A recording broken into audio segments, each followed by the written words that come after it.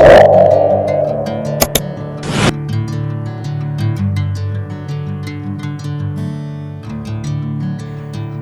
guys, Assalamu alaikum. Welcome back to my channel.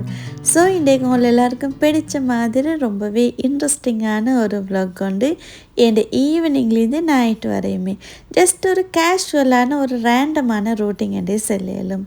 So ரொம்ப இன்ட்ரெஸ்டிங்காகவும் meanwhile உங்கள் எல்லாருக்கும் பிடிச்ச மாதிரியே இருக்கும். ஸ்கிப் பண்ணாமல் ஃபுல்லாகவே பாருங்கள். So let get start with the video.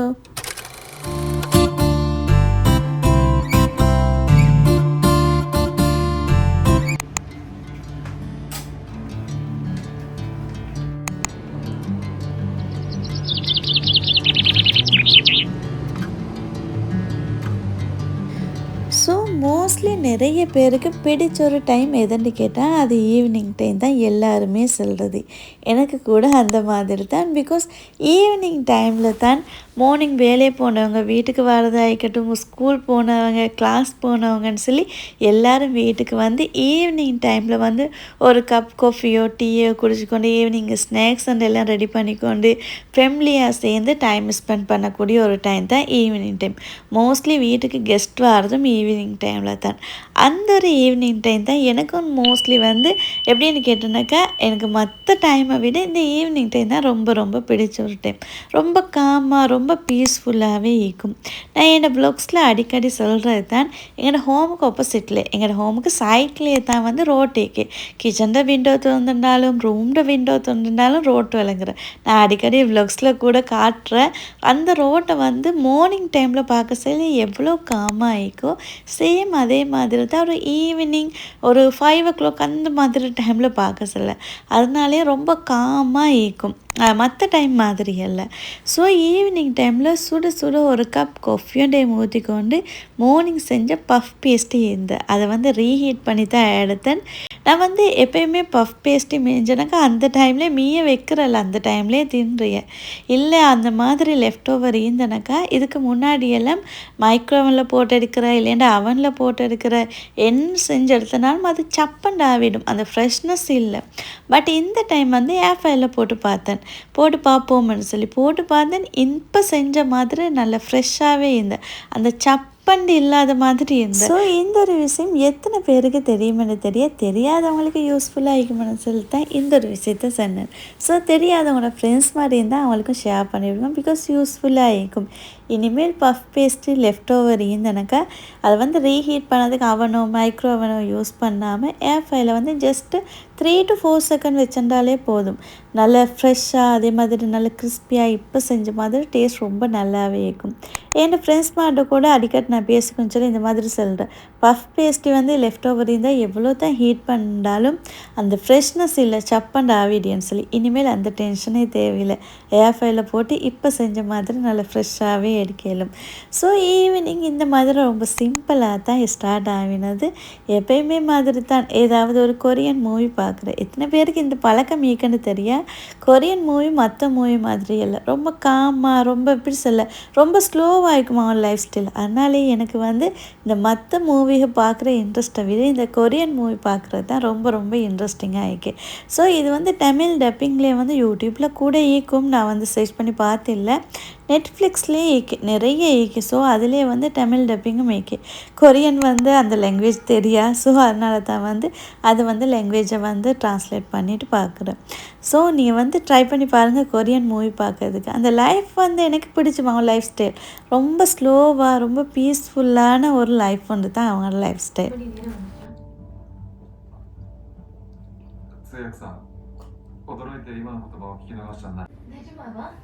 எவ்வளவு கொடுமையா இருக்கும் அந்த டிராமா யூடியூப்ல இருக்கா, நான் போய் பார்க்கிறேன்.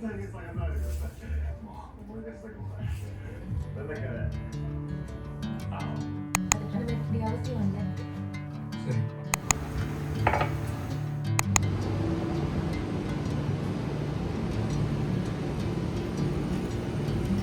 ஸோ ரீசெண்டாக நான் என் ஃப்ரெண்டோட மீட்டாக போன நேரம் அவள் சொன்ன டிப்ஸ் தான் இது. ஐ திங்க் நிறைய பேருக்கு இது யூஸ்ஃபுல் ஆகிக்கும். பிகாஸ் நான் கூட இது ஃபஸ்ட் டைம் தான் செய்ய போகிறது. ஃபஸ்ட் டைம் தான் கேட்டிருக்கிறேன் இப்படி ஒரு டிப்ஸ் இருக்குன்னு சொல்லி. ஸோ ட்ரை பண்ணி பார்ப்போம்னு சொல்லி தான் அதோடய இது வந்து நிறைய பேருக்கு யூஸ்ஃபுல்லாக ஆகிக்கும் ஷேர் பண்ணோம்னு சொல்லி தான் எடுத்தேன். ஸோ இது வந்து வேப்பலை. சவுதியை பொறுத்தவரையில் நான் இதுக்கு முன்னாடி சொல்லிக்கோ தெரியாது.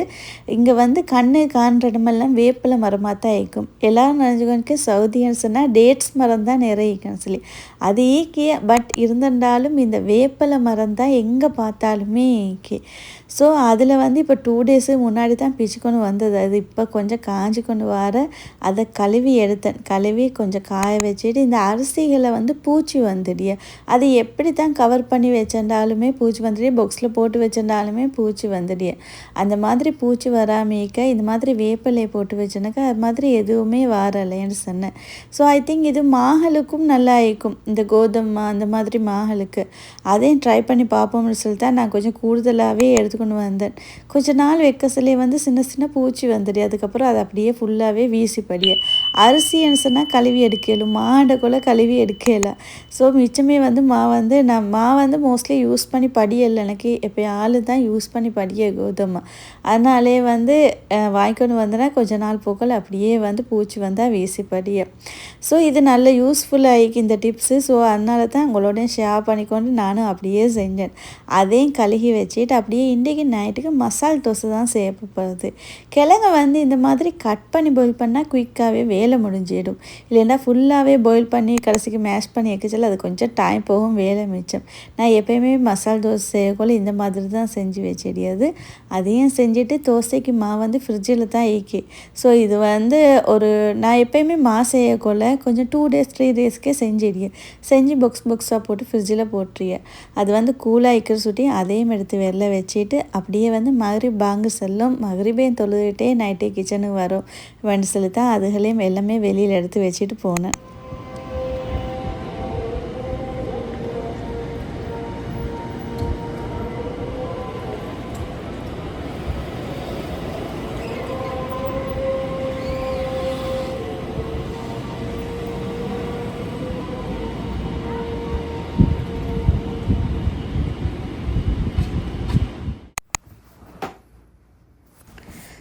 ஸோ இந்த ஒரு விஷயம் எத்தனை பேருக்கு நடந்திருக்குன்னு தெரியும்.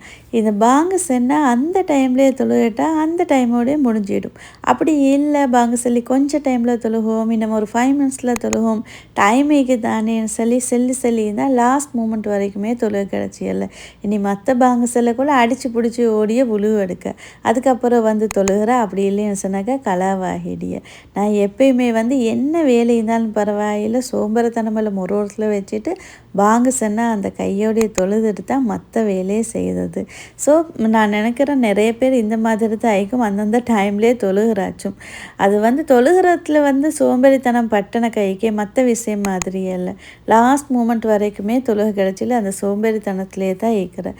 ஸோ கையோடைய மகரிபையும் தொழுதுட்டு அதுக்கப்புறம் கிச்சனுக்கு வந்தேன் நைட் டின்னர் செய்யறதுக்கு. ஸோ இந்த தோசை ரெசிபி என்கிட்ட ஒரு சிலர் கேட்டுக்கொண்டே இருக்கி நான் நினைக்கிற ஒவ்வொரு டைம் வந்து இதை ஷேர் பண்ணணும்னு சொல்லி நைட் வந்து எல்லாமே வந்து ரெடி பண்ணி வைக்கிறேன். மார்னிங்கோட வந்து பிளெண்ட் பண்ணி மாவை ரெடி பண்ணியேன். அதனாலே வந்து எனக்கு மறந்தும் போய்த்தடியும் மார்னிங்கோட. நான் வந்து இன்ஷால்லா நெக்ஸ்ட் டைம்னு சொல்லல, நெக்ஸ்ட் டைம் நான் இப்போ ரெடி பண்ணி ஃபுல்லாகவே ஃப்ரிட்ஜில் போட்டேன். நான் வீக்லி எப்படியுமே வந்து 3 time இல்லைன்னா 2 time வந்து மாவை ரெடி பண்ணி ஃப்ரிட்ஜில் போட்டு எனக்கு ரொம்ப ரொம்ப ஈஸி இந்த மாதிரி செய்யத்தால் நைட் டின்னர் இல்லைன்னா மார்னிங் பிரேக்ஃபாஸ்ட்டுக்கெல்லாம் எது இந்த இல்லையோ தோசை இருந்தனாக்கா 2 தோசை செஞ்சாலே நல்ல ஃபீலிங்காக இருக்கும். ஸோ இன்ஷால்லா அடுத்த டைம் நான் செய்யக்குள்ள உங்களோட கட்டாயமாக நான் ஷேர் பண்ணிக்கொள்கிறேன். நான் இப்போ உங்களுக்கு வந்து எந்த மாதிரி அளவுன்னு சொல்லி நான் சொல்கிறேன். ஒவ்வொருத்தர் ஒவ்வொரு மாதிரி செய்யுத நான் வந்து ஏண்ட அளவு ஏண்ட ரெசிபியை நான் ஷேர் பண்ணுறேன்.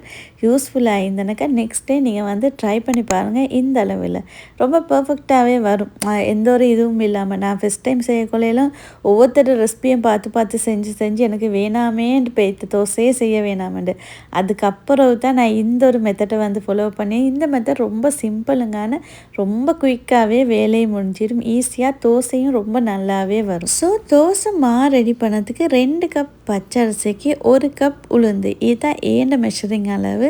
2 கப் பச்சரிசியை நல்லா கழுவி எடுத்து அதில் 1/2 டீஸ்பூன் வெந்தயம் சேர்த்து தண்ணியை ஊற்றி ஊற வச்சதுக்கு நான் ஃப்ரிட்ஜிலே போட்டுருவேன். அந்த பவுலோடையே ஃப்ரிட்ஜில் போட்டுருவேன். அதே மாதிரி தான் உளுந்தே நல்லா கழுவி எடுத்து தண்ணியை ஊற்றி அதையும் ஃப்ரிட்ஜில் போட்டுருவேன். அது நான் நைட்டுக்கு ஒரு 11:30 12 ஃப்ரிட்ஜில் போட்டுருவேன் சோக் பண்ணதுக்கு. மார்னிங் ஒரு 7 o'clock 7:30 8 o'clock அந்த மாதிரி டைமில் எடுத்து நான் பிளெண்டர் தான் பண்ணியது. ஸோ ஃபெஸ்ட்டோடைய ரைஸை தான் எடுக்கிறேன். அரிசி எடுத்து நல்லா பிளெண்ட் பண்ணி தண்ணி மிச்சமாக ஊற்றுறல கொஞ்சமாக தான் தண்ணி சேர்த்து நல்லா திக்காக பிளெண்ட் பண்ணி எடுக்கிய. அதுக்கப்புறம் அதிலே உளுந்தையும் போட்டு வேறு வகை நல்லா பிளெண்ட் பண்ணி அதுக்கும் மிச்சமாக தண்ணி சேர்க்குறல கொஞ்சமாக நல்லா திக்காக தான் பிளெண்ட் பண்ணி எடுத்து 2 சேர்த்து அதுக்கப்புறம் கொஞ்சம் உப்பும் சேர்த்து நல்லா மிக்ஸ் பண்ணக்குள்ள ஸ்பூனால் மிக்ஸ் பண்ணப்படாது, கையால் நல்லா அடித்து மிக்ஸ் பண்ணணும். அப்போ தான் அந்த தோசை நல்லா எப்படி சொல்ல நல்லா சாஃப்டாக அந்த மாதிரி வர. ஸோ அதனால் அது மட்டும் இல்லை நல்லா புளிச்சு வரதும் அந்த மாதிரி செய்யக்குள்ள தான். ஸோ அதனாலே நல்லா கையாலே நல்லா மிக்ஸ் பண்ணியேன். ஸோ பிளெண்ட் பண்ணக்குள்ள ஹீட் ஆகாமிக்க தான் நான் ஃப்ரிட்ஜில் போடியேன். அப்படி இல்லை ஹீட் ஆகிட்டா ஜஸ்ட்டு நார்மலாக நாங்கள் வெளில வச்சு பிளெண்ட் பண்ணக்குள்ள அது கொஞ்சம் டைம் போகும். ஹீட் முடிஞ்சு திரும்ப பிளெண்ட் பண்ணோன்னு அப்படியே இல்லாமல் இந்த மாதிரி ஃப்ரிட்ஜில் போட்டு எடுத்து பிளெண்ட் பண்ணக்குள்ள ஸ்மூத்தாகவும் போகும், குயிக்காக வேலையும் முடிஞ்சிடும். அதுக்கப்புறம் நல்லா மிக்ஸ் பண்ணி எடுத்ததுக்கு பிறகு நைட்டுக்கு செய்ய வேண்டியது அப்படியே நம்ம உள்ளே வச்சடியே புளிச்சு வரதுக்கு கூடுதலாக செய்ததை பேலன்ஸாக ஃப்ரிட்ஜில் போட்டு நெக்ஸ்ட் டைம் செய்யக்குள்ள எடுத்து நல்லா மிக்ஸ் பண்ணி திக்காக இருந்தால் தண்ணி கொஞ்சம் சேர்த்து மிக்ஸ் பண்ணி அதுக்கப்புறம் சுடிய வேலை தான் ஆயிக்கு. தோசை தான் செய்ததுலேயே ரொம்ப ரொம்ப சிம்பிளான ஒரு வேலை தான். நிறைய பேர் நினச்சிக்கொண்டு தோசை சுடிய ரொம்ப கஷ்டமடு. நான் கூட ஒரு டைமில் அந்த மாதிரி தான் நினச்சிக்கொண்டேன். ஒன்ஸ் அந்த மெத்தடை நீங்கள் பிடிப்பட்டேன்னு சொன்னாக்கா அதுக்கப்புறம் தோசையை ரொம்ப ஈஸியாகவே செஞ்சிடலும். நானெல்லாம் இப்போ வீக்லி 2 time தோசைக்கு மாவை ரெடி பண்ணி ஃப்ரிட்ஜில் போட்டிருக்கேன். குயிக்காகவும் வேலை முடிஞ்சிடும், சிம்பிளும் காணும். ஸோ இப்போ எல்லாம் தோசையில் நிறைய வெரைட்டி வந்திக்கு. நான் இன்றைக்கி செஞ்சது மசால் தோசை செஞ்சேன், அதோடைய முட்டைக்கும் எக் தோசையும் செஞ்சுட்டு பிளெயின் தோசையும் செஞ்சேன். ஸோ தோசைக்கு சுட சுட மீன் கறி இருந்தேன் லஞ்சு குக் பண்ண. அந்த மீன் கறியோட சட்னி ரொம்ப சிம்பிளாக வீட்டில் வெஜிடபிளை வச்சு சட்னி செஞ்சேன். ஸோ இந்த மாதிரி தான் நைட் டின்னர் ரொம்ப சிம்பிளாகவும் இருந்தேன், நல்ல ஃபீலிங்காகவும் இருந்தேன், டேஸ்ட்டும் ரொம்ப நல்லாவே இருந்தது. ஸோ இந்த தோசை மெத்தட்டை நீங்கள் ட்ரை பண்ணி பாருங்கள் நான் சின்ன மெஷரிங் அளவில். ஸோ ஹோப் இந்த வ்ளாக் உங்களை எல்லாருக்கும் ரொம்ப ரொம்ப இன்ட்ரெஸ்டிங்காகவும் மீன்வேல் யூஸ்ஃபுல்லான எனக்கு தெரிஞ்ச டிப்ஸும் ஷேர் பண்ணிக்கிறேன். அது உங்களை எல்லாருக்கும் யூஸ்ஃபுல்லாக இருந்திக்குமான்னு நம்புகிறேன். உங்களோட தாட்ஸையும் கமெண்ட் பண்ணுங்கள். பிகாஸ் நான் நெக்ஸ்ட் எந்த மாதிரி வ்ளாக்ஸ் போடணும், எந்த மாதிரி வ்ளாக்ஸ் போட்டால் அவங்களுக்கு பிடிக்கும், அந்த மாதிரி உங்களோட ஐடியாஸும் சொல்லுங்கள். எனக்கு ரொம்ப ரொம்ப யூஸ்ஃபுல்லாக இருக்கும்.